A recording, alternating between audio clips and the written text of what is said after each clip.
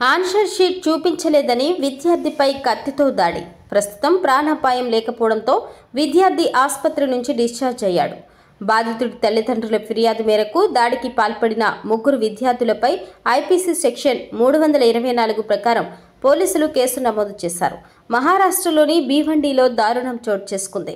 10వ తరగతి పరీక్షల్లో జవాబులు చూపించలేదని తోటి విద్యార్థిపై కత్తితో దాడి చేసిన ఘటన స్థానికంగా కలకలం సృష్టించింది.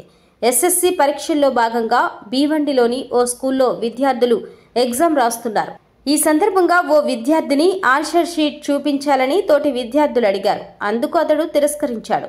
దీంతో ఆగ్రహానికి లోనైన ముగ్గురు విద్యార్థులు ఆ విద్యార్థి పరీక్షా కేంద్రం నుంచి బయటకు రాగానే కత్తితో దాడి చేశారు.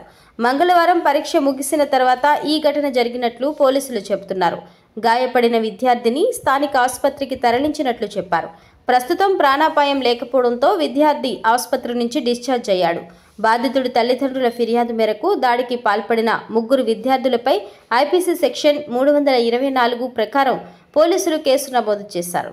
సరిగ్గా 4 రోజుల క్రితం కడప జిల్లాలో కూడా ఇలాంటి ఘటనే జరిగింది. తమకు జవాబులు చూపించలేదన్న కోపంతో ఒక విద్యార్థి పరీక్ష ముగిసిన తర్వాత మరో విద్యార్థితో వాగ్వివాదానికి దిగాడు. విషయాన్ని బయటకు వచ్చి తన బంధువులతో తెలపడంతో అందరూ కలిసి విద్యార్థిని అడ్డుకుని జవాబులను ఎందుకు చూపించలేదని చుట్టుముట్టి దాడి చేయడానికి ప్రయత్నించారు. ఇది గమనించిన స్థానికులు అక్కడికి చేరుకుని దాడికి ప్రయత్నించిన వారిని గట్టిగా మందలించడంతో అక్కడి నుంచి వెళ్లిపోయారు.